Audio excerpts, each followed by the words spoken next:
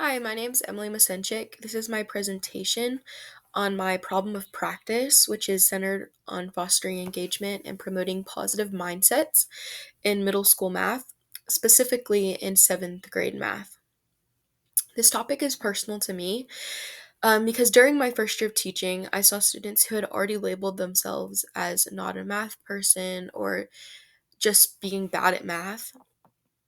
That mindset combined with low motivation kept them from participating in lessons and taking risks. It also promoted, or I guess encouraged, behaviors because they just weren't interested in what we were doing. Through this presentation, I'm going to explain why I chose this focus more in depth, what I learned from the literature, and how it can inform my teaching, and how my understanding of the role of research has evolved throughout this course. So I chose this problem of practice because disengagement is one of my biggest barriers, which then leads to certain behaviors that I see in my classroom. By seventh grade, many students already have fixed ideas about themselves as math learners. And like I said, they'll say things like, I'm bad at math, or math just isn't my thing. And once that belief takes hold, it limits their willingness to participate and attempt challenging tasks. Research tells us that engagement is closely tied to persistence and achievement, and students who are engaged are more likely to persevere when problems get tough. And when problems get tough is when they're learning. So, them being more likely to build the confidence and skills that they need for future success depends on this. Seventh grade is a turning point. It's like the gateway to algebra and higher level math. It sets the foundation. So if students are disengaging now, it's going to become much harder to re-engage them later on. And that's why I believe addressing mindset and engagement at this stage in their learning is critical. And this is for both academic outcomes and for shaping how students view themselves as learners in general. The quantitative studies that I focused on gave me concrete evidence of interventions that can make a measurable difference. Bowler and his colleagues studied a growth mindset intervention called How to Learn Math. Students who participated not only changed their beliefs about math, but they also showed higher engagement in class, and they even improved their standardized test scores. This shows that mindset isn't just an abstract idea, it has real measurable effects on performance. Murphy and his colleagues looked at assessments, which are online homework platform, which is an online homework platform that provides immediate feedback to students and reports to their teachers. And in their study, seventh graders using assessments learned more than peers in traditional classrooms, and the biggest gains were for students who had struggled before. This tells me that tech tools, when designed well, can level the playing field and keep struggling students engaged instead of discouraged. Risconsante tested a fractions game called Motion Math. Students who played the game improved their test scores and reported higher self efficiency. And in other words, they felt more confident in their ability to do math. What I love about this study is that it shows engagement isn't just about fun. When students are motivated and persistent, their actual learning improves too.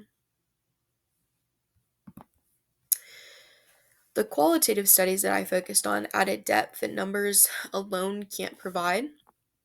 Jansen and his colleagues found that teachers described true engagement as students reasoning, discussing, and making sense of math, and not just quietly sitting and listening.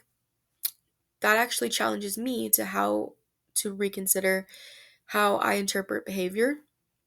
A student might look on task because they're silent, but silence doesn't necessarily mean cognitive engagement. Parrish and his colleagues studied teachers who participated in content focused professional development. They found that teachers' perceptions of PD strongly influenced whether they actually implemented rich, cognitively demanding tasks. When teachers valued the PD, they were more likely to bring those engaging tasks into their classrooms. But when they saw PD as irrelevant, the strategies often didn't make it into their teaching. That makes me think carefully about how the PD that I receive can be applied to promote engagement. Morzai and his colleagues explored the differences between how teachers and students noticed engagement. Teachers often equated engagement with attentiveness, students looking at the teacher, taking notes, or sitting quietly, but students described engagement as working through a challenging idea, asking questions, or trying multiple strategies. This mismatch is powerful because it means that unless I listen to my students, I might misinterpret disengagement as compliance or overlook genuine engagement happening in less obvious ways. So the mixed methods sources emphasize the bigger picture, systemic supports, and practical teaching moves. The Principles to Actions report from NCTM lays out 8 research-based practices, like posing purposeful questions and facilitating discourse, that directly increase engagement. What stood out to me were the classroom showing how these practices look in action, students explaining their reasoning, debating strategies, and staying engaged because the math felt meaningful. Boston and Willem studied urban districts that prioritized ambitious math instruction, and they found that when districts aligned curriculum, PD, and coaching, teachers were more consistent in maintaining the demand of rich math tasks. That mattered for engagement because tasks that keep their cognitive demand intact push students to think deeply instead of just memorizing steps. Chung and Salvin conducted a meta-analysis on technology in math classrooms, and they found that tech is most efficient and effective when it's tied to teacher-led instruction and feedback, rather than just standalone software. What tells me about this is that technology should never replace me as a teacher. Instead, its purpose should be in supporting me in creating feedback loops while keeping students engaged in meaningful work. So, how does this literature actually change what I can do in the classroom? First, I can make it a priority to use rich, cognitively demanding tasks that allow for multiple solution paths. Instead of just assigning 20 practice problems, I can choose fewer, but deeper problems that students can solve in many different ways. Second, I can embed growth mindset messages regularly. It might be a quick reminder before a challenging lesson, like saying mistakes are evidence of learning, or showing students examples of mathematicians who struggled before succeeding. Third, I should use technology strategically. For homework, I've started actually experimenting with platforms that give students immediate feedback. One of these is Wayground, which we're trying to get, me and another teacher on my team are trying to get our school to pay for the premium version. Um, so we can have more features in it. And I can also incorporate short game-based reviews, not as the core of instruction, but as a way to boost confidence and persistence. Finally, I've learned that the importance of collaboration is important. I work with people who hold each other accountable for keeping tasks rigorous, and together we look at where we might unintentionally lower task demand and brainstorm ways to maintain cognitive development for all students. So, my view of research has changed throughout this course for sure. At the beginning, I definitely saw research as something separate from my classroom. Um, Still important for policy and theory, but not really directly useful to me. Now I see research more as a toolbox. It can give me evidence based strategies that I can test out in my own room For example, I never thought to have used growth mindset interventions or digital tools like assessments if I hadn't read these studies. I also realized that research helps me reflect more deeply on what engagement looks like. It's made me question whether I'm noticing the same things as my students and whether I'm truly promoting reasoning and persistence instead of just quiet compliance.